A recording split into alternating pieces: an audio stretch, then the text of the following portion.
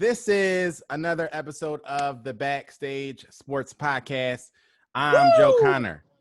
I'm JT Harker in the car. In the car, making it happen, on the road. Listen, we just keep it rolling. We're going to do it no matter how we got to do it. We just find a way. We just find a way. So we're playing a little bit injured today, but we're going to make it work. Today, I didn't lie to y'all last week, did I? I said we was going to have a special guest this week, and I'm pulling through with the promise. So today, we have Otherwise, the full band of Otherwise is here. Yeah. Okay. So the whole Otherwise is here. We have Adrian Patrick here. We have Ryan Patrick here, and we got BDN.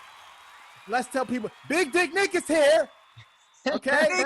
That's right. Me and Dick are here. Welcome in to the backstage. Thanks for hopping on today, guys. How's everybody doing? Dude, thanks for having us, man. Yeah, thanks for having us on your show. I better not see pretty faces. You better not see what, Adrian? I said I better not. I'm seeing all y'all faces. Yeah, better not, baby. Long time no see. Yeah. We just left each other about a couple hours ago. We had an amazing week, amazing couple weeks of some acoustic stuff, some COVID stuff. Bring everybody up on what's been happening with Otherwise and what's going on right now. Well, dude, these past couple, you nailed it on the head, JC. These past couple weeks have been, given the nature of all things, we've been pretty damn productive, man. It was like, it felt good to be like in a room with you guys. We did what did we do? We went to Sturgis. We played a live show in Sturgis in front of 1,000 people or so, and came back COVID free officially. Yeah. We survived. Then we survived it. We did what else we did? We did a private party.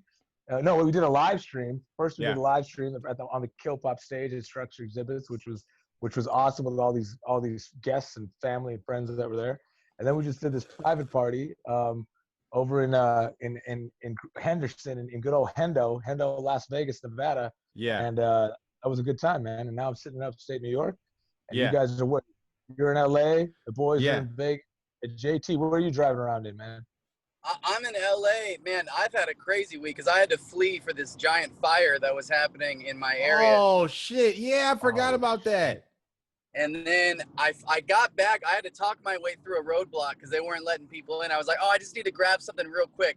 They're like, all right, well, it's safe enough to go and grab something. And I'm like, yeah, it's real valuable. I totally, in the haste of having to leave, blah, blah, blah. So I go and I just stayed, which was not safe. Yeah. And I thought they shit. our fumigation tent today, but they did not cancel. So I had to leave because they're tenting our house for termites. So what happened with the fire? So you had a bunch of fires that happened in your neighborhood this weekend. In what part of California? I live in Lake Hughes, and it's called the Lake Hughes fire because it was literally right. It was like 200 yards from my house. Yeah. Wow. And it's 20,000 acres that have burned. They've got fire departments from Tennessee, Northern California, Southern California, and Texas all there fighting the fires. 2,000 plus firefighters. Wow. And they're finally getting now. And I'm going to our good buddy Scotty Springer's. Yeah, shout out Scotty. Yeah, man. So we're just in the car making it happen, guys. Yeah, so good thing. We're glad you're safe and healthy. We have a treat today because we thought we did an acoustic live stream. If you guys didn't check it out, it's still up on the Facebook and the Twitch and all that, and the YouTube and all that stuff.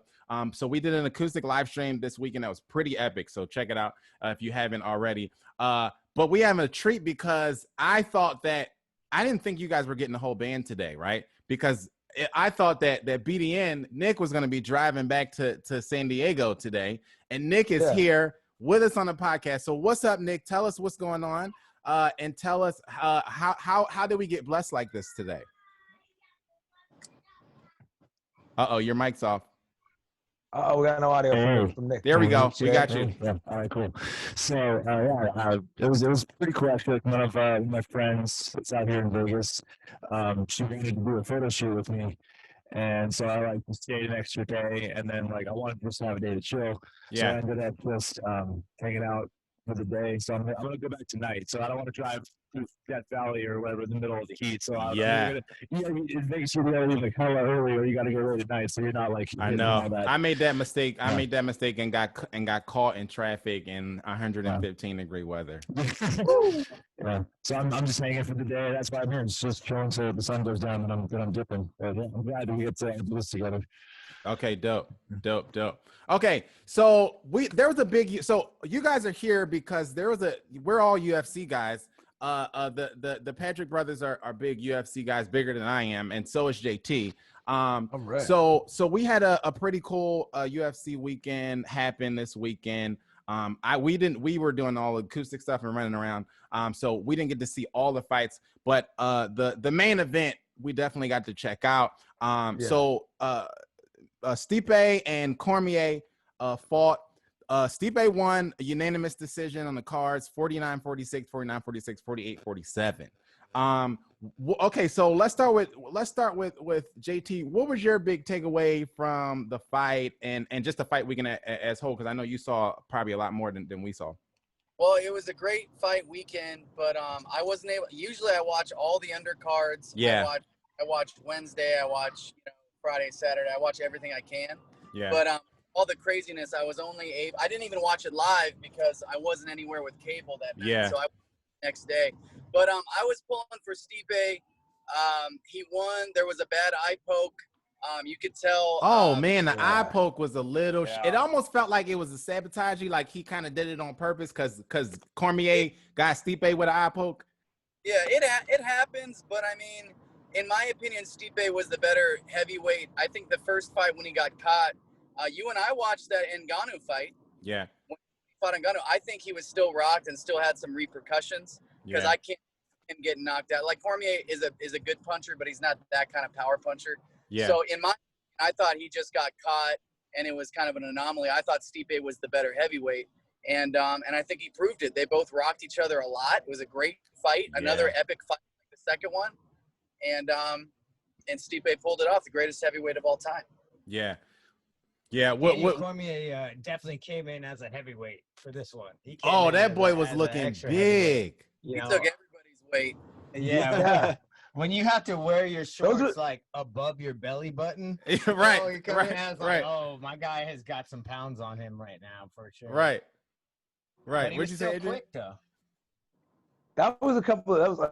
So I made some notes watching the fight, and like Yeah. some of the things that shocked me in the beginning were each of their physiques. Like, I mean, usually, I know Cormier is up. He's 41 now, but he was always a heavier dude. But he was, he was always pretty well put together. You know what I'm saying? Right. Like, I feel like you could, even though he still fought. I mean, like JT said, it was a hell of a fight. He still fought like a younger man. Yeah, he did. But it was crazy to see, DC had some extra weight on him, and Stipe was like the leanest I've ever seen him, man. I was thinking, did he get sick or something? Like that's how lean he looked compared to his prior fights. Like it was kind of unsettling. I noticed this thing. I noticed he was really lean, and I guess because he's kind of the bigger guy height-wise, maybe they just felt him a little bit leaner was better. But I noticed the same thing about Cormier. Like, I don't know if he wanted to be bigger and maybe he's used to outpowering guys and like pushing guys around. Yeah. Even in their first couple fights, he could kind of throw him around a little bit, and maybe he just felt like he really needed like a little bit extra. But I mean, it could have gone either way as far as one of those guys could have gotten knocked out because they were both in trouble. Yeah. But, no, man, he just looked. I know you're a heavyweight now, bro, but like. Yeah, Cormier looked like towards the end like he wasn't in great shape, and I don't know if it was the eye situation or my other thought was like, is it the weight? You know what I mean? Like, was it the conditioning? Was it was it a little bit of COVID pounds in there? Everybody got a couple COVID pounds now. It's quarantine. Quarantine. Right? Like, was it quarantine pounds? Or you know what I'm saying? Like, so it kind of that's what I was thinking. Like, I wasn't sure was it a weight thing or was it conditioning or was it the eye? You know what I mean? Yeah, that eye poke was insane. Yeah. That was easily the worst I think I've seen recorded. Like, I mean, you actually saw when they put the Yes. slow-mo on and the ripples in his eye. That was like, Yeah. damn, dude. Yeah. That was a serious eye poke, man. Yeah. The other So interesting thing that I thought was like, and I don't know if maybe Joe or JT, you guys have some insight on this, is like, why was the octagon 30 instead of 30 feet? It was only 25 feet. I was wondering about that. I don't, because I heard them talking about how they look so big in a smaller octagon. I was wondering why the octagon was smaller. They have two different size octagons that they use, and I've actually been researching a lot of like betting and sports betting and fight betting. Yeah. And that's a big part of how the odds go that people don't realize is the size of the cage.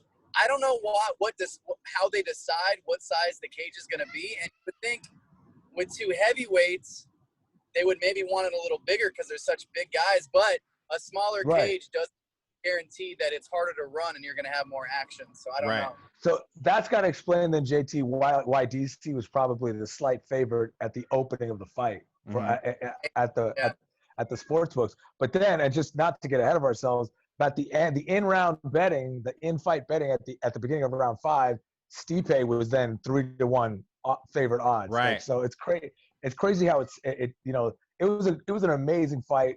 Like I don't know if you could be like if there's a better trilogy a series than that one that I can think of where, I mean, damn, dude, and again, not to like recap, I guess in kind of like recapping, like putting the cart before the horse here, like, I feel like the split decision wasn't, I'm sorry, the unanimous, it could have been a split decision. I feel like I'm sitting there, I'm listening to Dominic Cruz, who's also a friggin', he's a legend himself. And he's like, I don't really know who won this fight, guys. Like, and, and Joe Rogan's not like disagreeing with him. So like for them to be like, I think it could have been a split decision, man. I can see where Stipe outworked him and how maybe, being leaner definitely helped with the gas. I mean, I'm still shocked at like why DC only like barely only tried to take him down like one time, really, like a true takedown. Yeah, and I thought that was the difference in the fight. He said after that second fight that he went totally away from his game plan and just started slugging it out in a slugfest and just kind of got his ego got in the way. Well, he tried to take him down 2 or 3 times, and he even said that Stipe was going for the double underhooks and was successful. So I just think Stipe is the better heavyweight. I think he couldn't take Stipe down, and because he couldn't, he can't beat him. Then you got to knock him out, and that's really hard to do. Yeah. It was crazy though. It blew my mind that DC did get that takedown in like within the first like minute and 15 seconds of the fight. But then Stipe just popped right up out of it. Yeah. Man. Like it made me wonder, like, was it him not going back again for the takedown? Was it because he just kind of felt like Stipe was just going to pop out of that? Like, because I thought he would try to do a little bit more. But I was also a little bit surprised at his boxing skills. Like, I thought he caught him a couple times. Just in a stand-up like boxing tip, and that kind of surprised me. I was like, oh, okay. But do you think they got it right? Like do you think they got it right on the cards, Ryan and JT? Yeah, I definitely think that Stipe just out-edged DC the entire time. Like it was great, but I also, it's kind of unfortunate because if the eye poke would have been maybe counted or maybe that point would have been taken away, then it makes sense that it could have been a draw. But Stipe was, ever since that eye poke, I don't think DC, I think he just it just went down from there. So it's a weird conversation where it's like, it wasn't the fair decision, but also that gnarly ass eye poke wasn't even caught. Right. Yeah, and the one in the first round was seen, right? You know what I mean? Right. DC poked him in the eye. So he lost the point for that, right? Yeah. No, I think he just got the warning. It was just a warning. Yeah. Oh, okay. Was it? Yeah. It was just a warning. Yeah, it was just a warning. I think he took. Yeah, the eye poke is unfortunate. You don't like to see, especially a championship fight or a big fight like that, kind of in large. He said it was totally black. He couldn't see at all. So that's a bummer. Damn. But as far as what happened in the fight, what was seen and what was judged, Stipe's the champion now. So when you're the champion, and the whole thing is if you're gonna beat him, you got to really beat the champ. Right. And Stipe's got the belt now. Then, you know, because it was a close fight. But I think Stipe edged. And I think Stipe, they both had each other in trouble. But I think Stipe in trouble, he was more in trouble. Like, I thought they were going to stop it at one point, and they didn't. Yeah. So I think he kind of just overall a better body of work from top to bottom. Yeah. Yeah. So he had more of the gas tank for sure. So what do you guys think is next for Cormier? I've heard whispers of this possibly being like the end of the road for him. So what do you guys think? Didn't he say that? His last fight. Yeah, I think that's his. It's his last. It was his last fight. So that's it for sure. There was talks about John Jones at heavyweight, and if the money was right, DC would. I think it was DC's coach that there was a quote I read where he said if the money was correct, DC would come back. Yeah. But, Dude, anybody will come back if the money's right. But I think that was assuming he won. If the he fight. won. Yeah. Right. Yeah. Okay. I want to see Stipe John Jones. That's what I want to see. Yeah, I do too. If John Jones could stay straighten up and fly right for long enough, Yeah. that'll be dope. That'll be dope. Okay, so question for the Vegas guys. You guys being in like the epicenter of fighting, I bet you guys have been in some pretty cool fights, right? What's some of the coolest or best fights that you guys been to? Oh man, didn't we see the BJ Penn GSP fight We live? saw, we saw that one. That one was epic. We saw one of my favorite moments in UFC history, and this is going back a little bit, but do you guys remember the fight? And I want to say it was either the second match. I think it might have been. It was Randy Couture and Tito Ortiz. Oh yeah. And Randy was so at the top of his game at the time that he mimicked spanking Tito in the ring, like he was teaching the young buck a lesson. We were there live for that, and that was just kind of mind blowing. There was what else did we? Yeah, we were actually at. So what's kind of considered Robbie Lawler, one of the best fights. Robbie Lawler. Right, what were you saying? I was saying one of the fights that was considered to be like the blasting off point in the getting UFC in the mainstream was the Tough Enough, the Ultimate Fighter season 1 finale where Stephen Bonner and Forrest Griffin fought each other, and we were at that fight. Oh wow. It went down, and they there was only supposed to be one winner, but like right at the moment they were like, okay, Forrest Griffin, you're the winner, but that was just one of the most insane fights ever. So we're giving contracts to both of you, and the whole place just fucking erupts. And we were there at UNLV in the pavilion, the Cox Pavilion, watching that. So that was pretty awesome. Yeah, I'll tell you my best UFC experience, Joe. Yeah. I lived in Vegas for a short time. My older son's mom, I met her out there when I was living there. And on my birthday was when Randy Couture when Chuck Liddell beat Randy Couture for the light heavyweight championship. Yeah. And we were at the after party partying with Pamela Anderson, and I had adult relations in the back of the club. So it was a fun night. What? Yes, dude. Wait, so is that how the whole Pamela Anderson story time you said you like caught like No, that was Carmen Electra. Oh, right. Yep. That's awesome. Right. The guys because that happened in a legendary rock studio, NRG Studios out here in LA. Yeah. Oh, dude, we recorded our first record there, man. First time we no way. Yeah. My band did our first demo there. And this was in 2003. Long time ago. Nice, man. Wow, very So nice, so tell them the story about the situation in the studio. Okay, so it's our second day there. Actually, at this point, it's probably like our third or fourth. We've been in there all week. And I don't know how it's set up now. This was a long time ago, but it used to be you walk in the front of the studio. To the left was the lounge. I think by the time we were there for the second time, they had already moved the lounge to the other side of the studio. But they had a very small lounge at the time, and they would put out bagels and breakfast stuff and coffee for anyone that was, renting out the studio. And I walk in, it's I don't know, noon, and it's dark in there, and I'm kind of like there's bagels in there, and I'm just kind of like putting cream cheese on my bagel.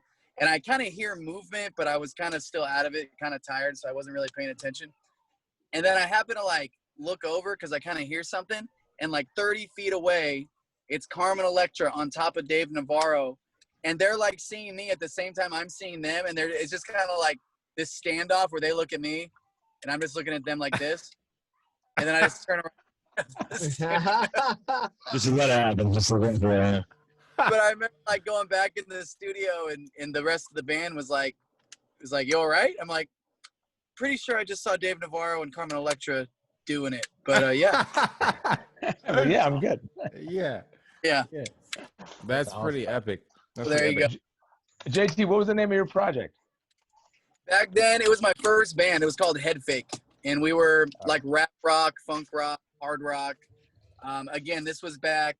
To give you perspective on the time frame, we were in the studio. It got pushed back a week because Linkin Park was recording Meteora at the time. Oh, And The day after they got done, and the mic that Shinoda had been recording on to finish their I think they redid a bunch of their vocals. It was still up that when I walked into the studio. So it was back then, long time ago. Wow. Yeah. Yeah, Wow, man. That's a historic studio, man. That's very cool. Yeah. It's a great studio. Great studio. Yeah, that's pretty epic. Okay, so there's also been a lot of the NBA bubble started with the craziness that's going on with the playoffs already. Let's pull up some of the actually the bracket that we have a live bracket that's happening right now that we can check out and see what's going on here. Let's see if we can pull it up here. Okay, so everything is locked. Everything is locked. Everything is set. You got Portland and LA that's happening today in a couple hours.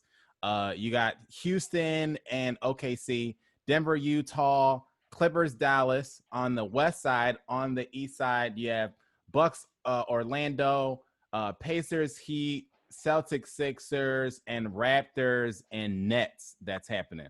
Now, JT, your MVP already called an L.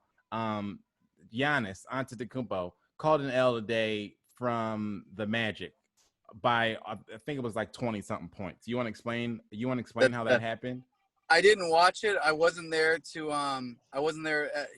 they wanted me to come sign up for like a 10-day contract to help them out. Yeah, I think you need to in order for them to make it out of this. But I told you, like, I've never been high on the Bucks. I picked the Celtics to go to the finals.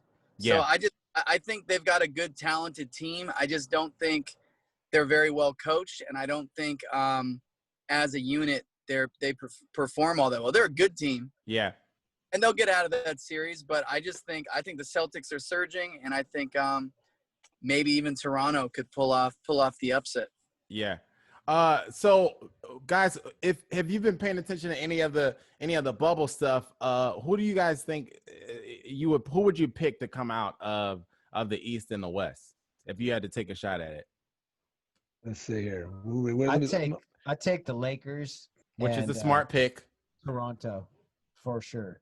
Yeah, that's a good pick. Lakers and Toronto. So I obviously got the Lakers coming out. I'm a little nervous because Dame Lillard has been going off and has been losing his mind, which just because there's no Avery Bradley, and we talked about this, JT, a couple weeks ago, because there's no Avery Bradley. This is what I mean. Like these are the crucial points in the playoffs, which really matter because matchups really matter. You know what I mean? And with no Avery Bradley, you really don't have another body to throw at Dame. You know what I'm saying? It's a shame that your rookie of the year couldn't get it done and get him into the playoffs. Against Dame, like what was he gonna do? That's what I was saying. That's what I said when we got into the bubble. I'm like, I told you the Blazers are looking good. They got guys back. Yeah.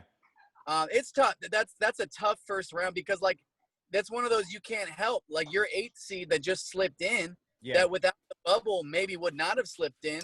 They had key guys out. They may not be their top 3 guys, but they had a starter out who's very key to that team, and now he's back. And you've got Melo, who's all of a sudden looking like Robert Ory. You know what I mean? Like shot after big shot after big shot, and accepted role as being the, I don't know, 4th or 5th option on the team. Yeah. That's tough, man. That's tough. Yeah.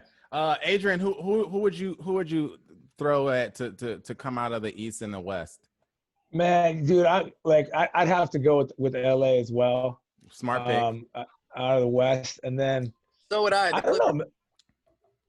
Dude, that's the other thing. I was talking to some of my homies about that. They're saying, dude, the Clippers are actually a stronger team than the Lakers are this season. They are they on paper? Yes, they are. Like, it wouldn't be a bad pick. You know what I'm saying? Like, on paper, they are the better team. But at the end of the day, the Lakers have the better 2 of the 4 players, as far as, Kawhi, PG, and LeBron and AD. Like, the Lakers have that advantage. So I'm going with, I'm siding with Brian, even though on paper the Clippers are technically the better team, and they're healthier. Okay. Yeah, they're healthier and everybody's there. So for the East, who would you pick to come out the East?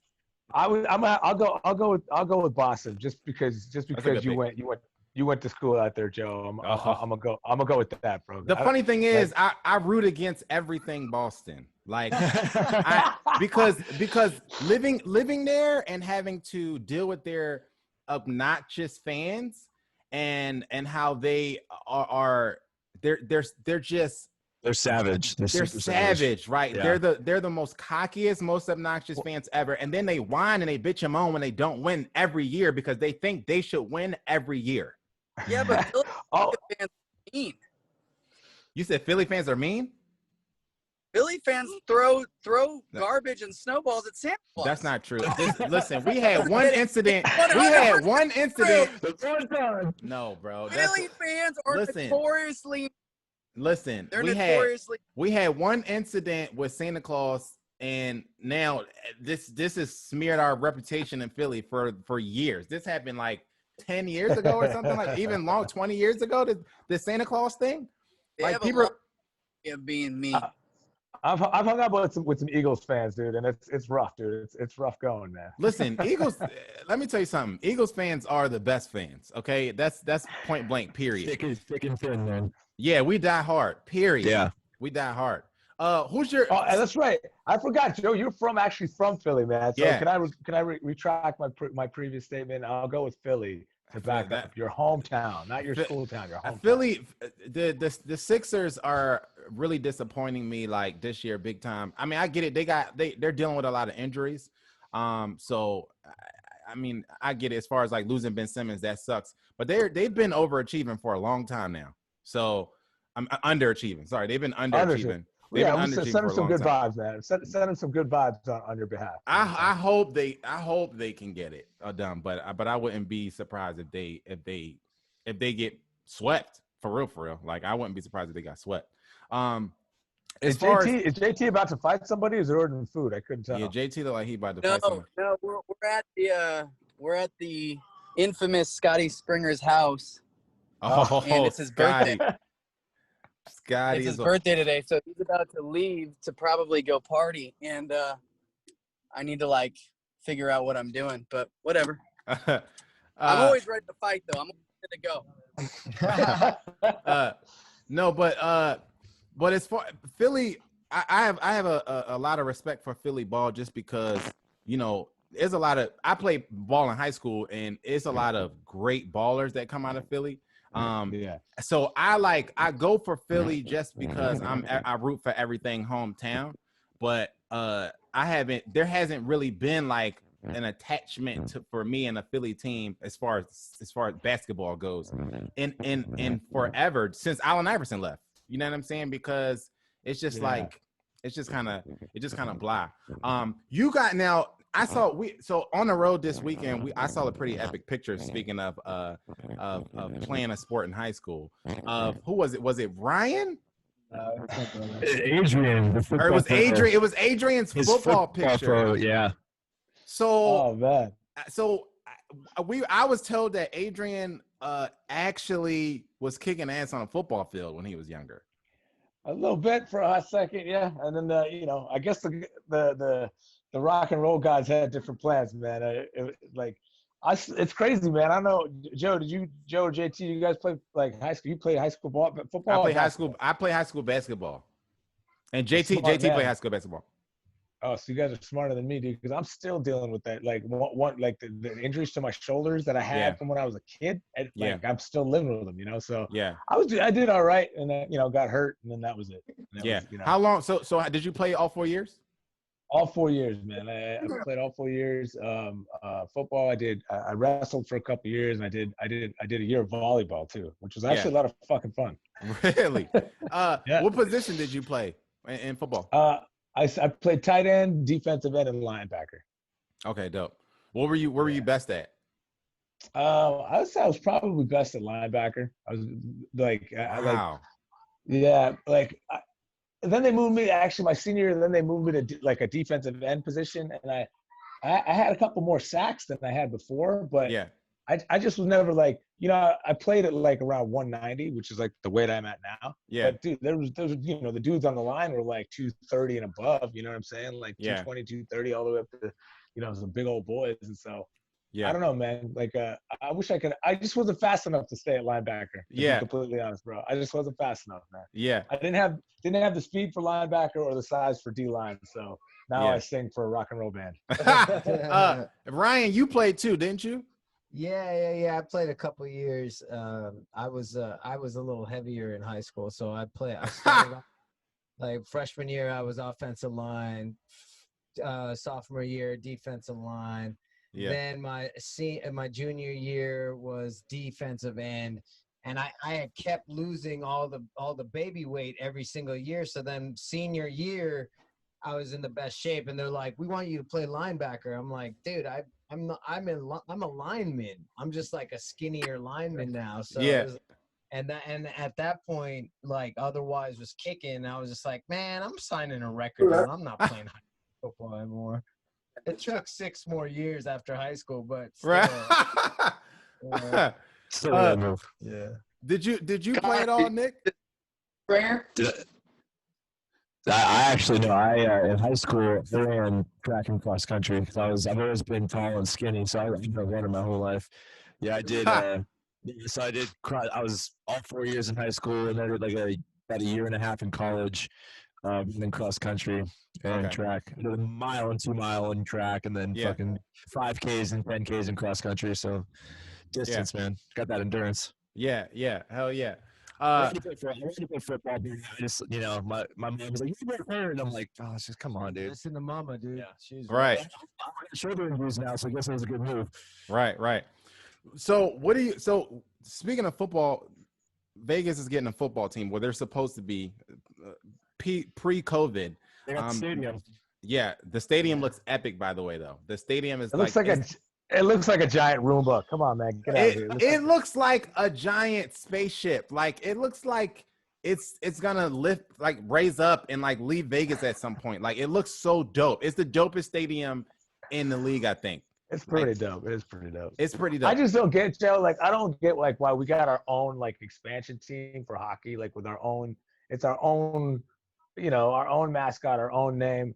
I mean, and then nothing against the Raiders themselves, but it's like growing up on the West Coast, man, like all the dudes who were jumping us and pulling guns on us were dudes wearing Raiders gear. Right. So you're like, fuck the Raiders.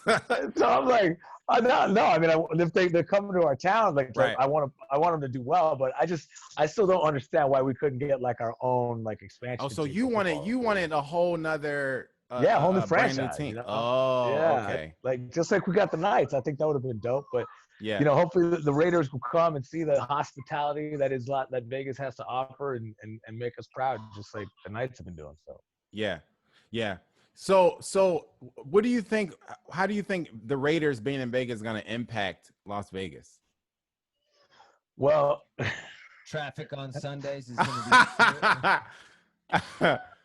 Yeah, it's crazy because that stadium is dope, but I guess the way the parking is designed, you have to like shuttle in from like 3 other lots that are like a mile and a half away from the stadium.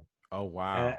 and although that might not be like atypical, if that's the right word I'm thinking of, for other, there may be other stadiums in the league that like that, but where it's sitting, it's so close to the strip, and the like main 2 artery, seconds from the strip. It looks like. yeah, and Just I right mean on the freeway. the freeway I-15 is right between the stadium and the strip itself, so it's like, I don't know, man. I'm like, me and my brother talked about it. It's like, dude, I'm not going to go anywhere near that place on game day, unless I have tickets. Yeah. So But it also could be like a weekend thing where it's like, almost every weekend that they're during the season. I'm sure people aren't going to come down for games on Sunday and leave Sunday night, right? So people are going to probably make a weekend thing of it, and it's that whole area is going to probably be a shit show.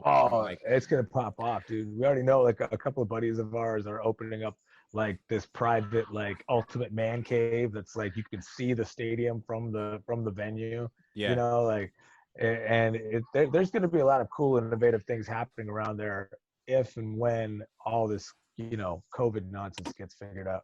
Yeah. Maybe I'm not sure you and your brother may know, but so outside of the Raiders games, are they going to be using that stadium for any other events like concerts or shit like that, or is it just going to be solely the Raiders stadium? Well, I heard that they were gonna do. There was a country artist that was planning to be booked there, so I think they are doing other events. So it could be games, then like any Friday or Saturday, whenever they have some, it could end up being way impacted. Yeah, it'd be dope to have like some huge mega fight over there someday. Like it's like the Madison Square Garden of Vegas, Just like I could see that. I could see that they want to do, pack out Mayweather 46, and they can do it in the stadium. You know what I mean? Like, the casinos are gonna want it though, so it's gonna be interesting to see how they balance on that business between like the casinos wanting to book the fights and then like the stadium wanting to book events. So yeah. It'd be interesting. Yeah, I mean, I can see them using it like they do Jerry World. You know what I mean? Like they do what? Like they do Jerry World, the stadium in Dallas. Oh, where they have like basketball. They have the March Madness tournament there, and they'll have like the biggest boxing matches there, and then they'll have like the football games there, like the massive like championship playoff football games there and stuff like that. Like I can see that the stadium in Vegas becoming that. You know what I mean? Yeah, Plus, it seems like with everything that's going on with the pandemic, that like they're gonna need that. You know what I mean? Like that area is gonna need it. Because somebody was saying, I don't remember who it was, but somebody was saying that there were some casinos and some some hotels that weren't gonna survive this.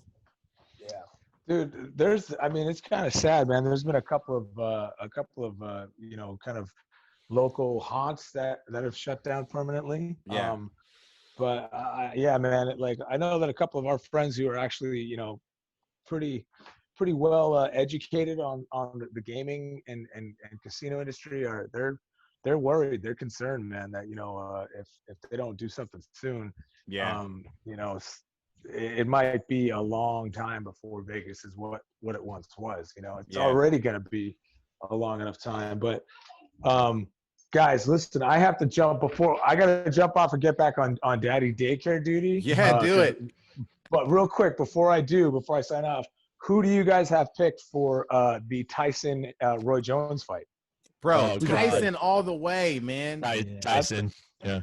I want it to be Tyson, but we'll see. I want it to be Tyson too. So people have been disrespecting Tyson in his old age the past couple years, and I don't get it because I saw a video of him destroying a bag. His sparring videos, he's still got speed, and he still looks like he's in incredible shape for even being, was he 50 something now? Right. Like, he's still got it. Yeah, he's still fucking got it. I broke my back. I broke my back. Spinal. Tyson is now. Final. JT, it's finally good to meet you, brother. Face to face, so to speak. But I hope I gotta watch these two little. Say what's up. Say hi, guys. Oh hey, a family exclusive. Hey. There's Uncle Ryan and Nick, and that's Joe, and then there's JT right there. This is Adigan. What's up, bud? What's up, And buddy? his crazy little brother's running around in the backyard. So, gentlemen, I've got to dip out, but this is way too much fun. Can we do this again next time? There's a big fight or a big game, or Absolutely. okay, and I'll have more homework and research done, and well, maybe we can even talk about some sports lines and all that, some betting lines, all that good stuff. Oh yeah, we'll do it again. Thanks so much for coming on, Adrian. Joe, thank you for having me, guys. I miss you guys. I'll see you soon. See you. Bye. All right, Adrian has to go to daddy duty. JT is about to cook a meal like he's on a Food Network or something. He's like right now. So one of the last things is we've been hearing this whole Dame versus Kyrie thing on social media. So Damian Lillard from the Portland Trailblazers and Kyrie Irving, and there was a whole debate on all of our social media pages as far as the Backstage Sports pages go of people fighting over this Dame or Kyrie thing. Before I go on this Dame, JT, do you want to speak your piece on Dame versus Kyrie, and then we'll if you guys want to jump in, you'll jump in. Man, look. It's easy to talk about a guy that's a little bit out of sight, out of mind, because Kyrie hasn't been playing. He's been dealing with injuries, and he thinks the world is flat. So there's a lot of reasons to count him out. He's proven that he can come up big in huge games, in huge moments. He's great. Dame all around's better. He's also proven he can come up big in big games, and he's just on another world right now. So if it ever was close, I don't think right now it's as close. I think personally, Dame Lillard right now is establishing himself as maybe a top 5-6 player in the league. Yeah. He's taken it to another level, and he does it in more facets than just scoring, where Kyrie that's really what he does. Right. He's not a huge assist guy. He's kind of a defensive liability, which he shouldn't be with his athleticism. Right. And he's proven not a leader so far, and that he's not a number one. Right. Dame is. Right. Okay, so you got to pick a side, guys. Pick a Dame or Kyrie. Well, who you got, Joe? So listen, y'all. To me, this is not even as close as people have been making it. Right. I think what happens is we do the LeBron effect for people, right? Where LeBron goes and he plays with these guys, and he elevates these guys, and they win rings, and they win all these accolades. And then we go, oh, that guy's a Hall of Famer, or that guy's that guy's an all-star, right? What was happening to Kyrie when he was in Cleveland before LeBron got there? Nothing was happening, right? They were in the lottery every year. They weren't making the playoffs. They were terrible, right? So for us is Kyrie Irving a great player? Yes, right? Has he ever led a team the way Damian Lillard leads the Portland Trailblazers? No, never, right? Has he ever come up big enough in the playoffs on his own, like before LeBron or after LeBron? No, never. And in fact, we can actually say the reverse. Like when Kyrie leaves the team somehow does better, i.e. the Boston Celtics and the Brooklyn Nets, right? We can't say that about Damian Lillard, right? I mean, he hasn't been hopping from team to team, but that team is not even in any year in any of their playoff runs. That team is nowhere to be found without Damian Lillard, right? And so even in the bubble, look at what he's done in the bubble. Even in the bubble with him, he had to go off in the bubble for them to even get the 8th seed. Because what were they, like 5 or 6 games back when the bubble started, JT? I don't think I think they were only a few games back, but there were other teams that were. They were like 3. I thought they were 3. They were. That's a lot. That's what I'm saying. That's right. a lot, Right. So for them to be 3 or 4 games back, and then they had an uphill battle from the time, because that's one of the reasons why I was like, I don't know if the Blazers is going to catch the Grizzlies just because they were so far back. You know what I mean? He comes in the bubble, he does 42, 61, and 51 pointers, right? And like we can't. Kyrie has never done anything like that on his own. Don't count the LeBron James, because LeBron is only the first or second greatest player ever to play basketball. So we can't go, well, look what he did with LeBron, because that's what some of y'all was doing in the comments with the whole like, well, he got a ring and da-da-da. We can't do the ring talk thing. We got to stop acting like people being on epic teams means that they're an epic player as an individual, right? Like Draymond Green has rings. Charles Barkley doesn't. That doesn't mean that Draymond Green is better than Charles Barkley. He's not. You know what I mean? So we look at, so I've been hearing a lot of the, well, Kyrie he had big shots in the, in the Warriors, in that Warriors series in 2016. And it's been a whole lot of back and forth. Let's look at what LeBron was doing in 2016. This is who his teammate was, right? This is not, we can't keep talking like Kyrie was just leading the Cavaliers to a championship. He was playing with a guy who was literally playing out of his mind. The only player, so if you're not watching, we have a graphic up here, says LeBron James, he was the first player to lead both teams, not just his team, but both teams in the finals and in every major category. So that's first in points, first in rebounds, first in assists, first in steals, first in blocks, right? This is the championship that y'all keep throwing into the argument, that this is the one championship that Kyrie has, right? As an individual, LeBron was averaging 29, 11, 8. That's what he did in that championship run where y'all keep telling us that, well, Kyrie did this and Kyrie did that. So for me, it's Dame. It's Dame, and this is really not even close. Okay. So we can put that to bed. So with that being said, Ryan and Nick, did I win you over? Can you come to the Dame? Can you say Dame with me? I can say Dame. Yeah, I can say Dame. Yeah. All right, so we unanimous that it's Dame versus the Dame and Kyrie thing here. JT, are you frozen?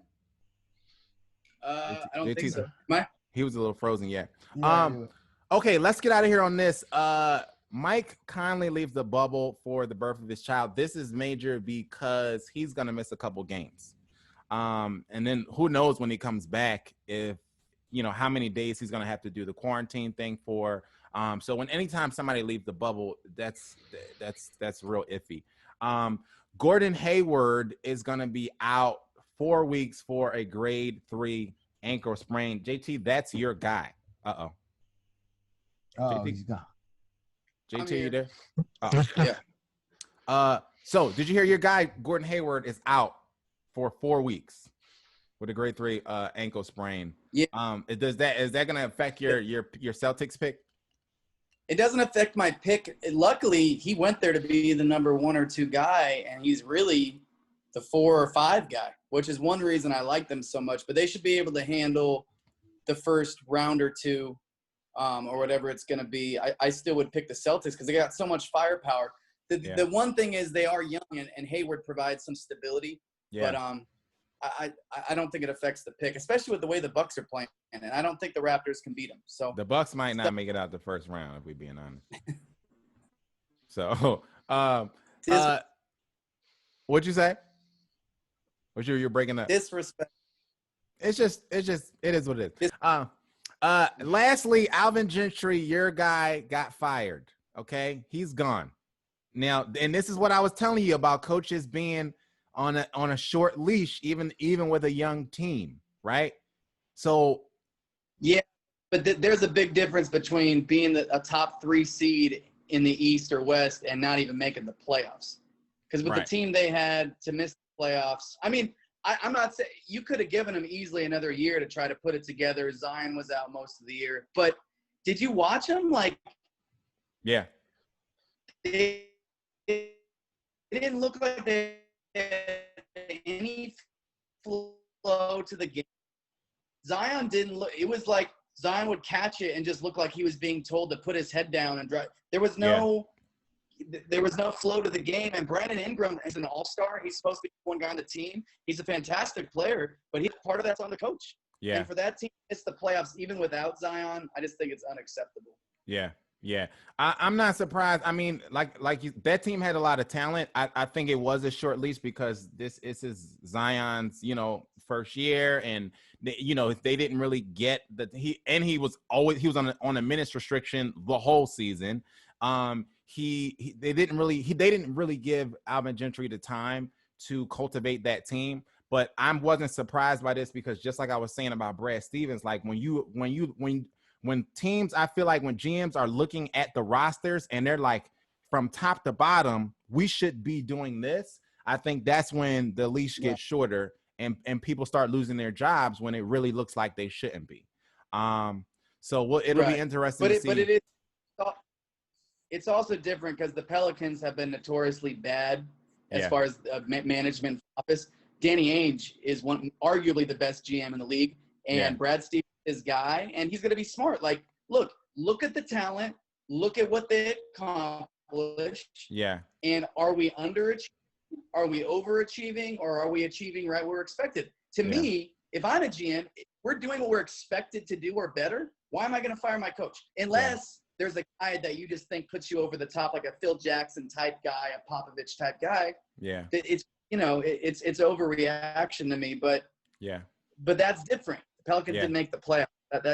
That's different. Right. Okay. So it's going to be interesting to see what happens with the Pelicans and who they put in there as their head coach. Maybe it's Tyronn Lue, maybe it's Mark Jackson, maybe it's one of those guys. But we'll keep an eye on that. Kidd.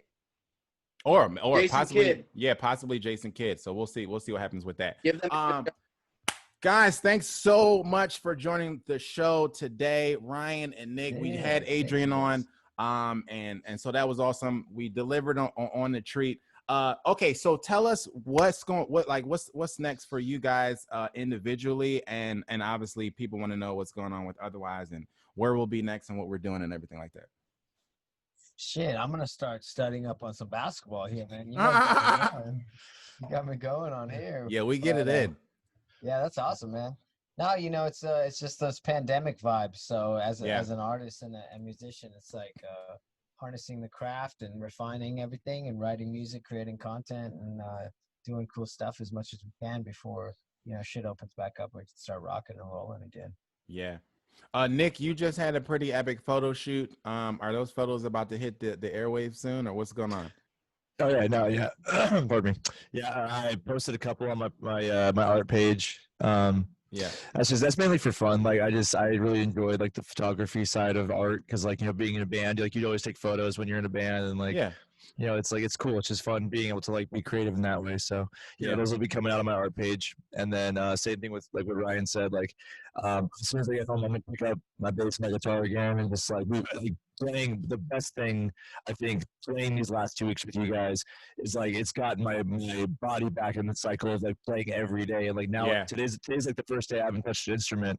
Yeah. And you're saying it's almost I'm itching to do it again. So I feel motivated to just get plenty in. But then also, I've been watching my sport play. I've been hearing basically what we've been talking about, when we've been together. I haven't really been diving into it as much because it's been so sporadic. But I'm definitely gonna be tuning in a little bit more. Yeah, for sure. Tell the people where they can follow you and or purchase or support anything that you got coming up. The band's social medias is We Are Otherwise on Instagram. Type us in on Facebook, otherwisemusic.com. And that's pretty much all the updates and all the good stuff that we're doing is there. We just did a live stream concert on Friday, and which was awesome. Yeah, it was something really righteous, and we're gonna be cropping together all the videos and putting them out. So, so stay tuned for that. Nick, tell people where they can follow you. My page is Nicholas Rose IG on Instagram. So if that's really do anything like that, and then same thing with Otherwise, just Otherwise for all the band stuff. That's pretty much what I got rocking. Dope. JT, what's give the people an update on what's going on with JT Harker Music and where they can get all the singles. Man, everything's JT Harker. I actually sent some vocals to the label last night. Oh yeah, and just seeing if I might be able to track vocals on my own out here, so I don't have to go back and forth to Nashville, which would be amazing. But we got some stuff in the works, and the label has some possible partnerships in the works that I'm hoping get solidified so that we can start kicking things even into higher gear than what we've been doing. But the newest thing, and I brought it up last week, and you know that I'm going to Vegas this Saturday to see Malik. But JT Hart Sports, I literally just launched last night. Yeah. YouTube, Twitch, and Discord is J Tizzle. Everything else is JT Harker Sports. But all about sports cards, and I'm going to be talking about it more. And I just put the first video up on everything last night. But yeah, JT Harker Sports, sports cards, ripping packs, all the sports card, nerding out on that stuff. Hell yeah. So everybody check that out. He's at JT Harker everywhere else. I'm at Joe Connor 33. We are at Backstage Sports everywhere. Make sure that you like and subscribe and continue to share all the YouTube videos and on all the rest of the platforms. Until next time, be safe and be great. Peace.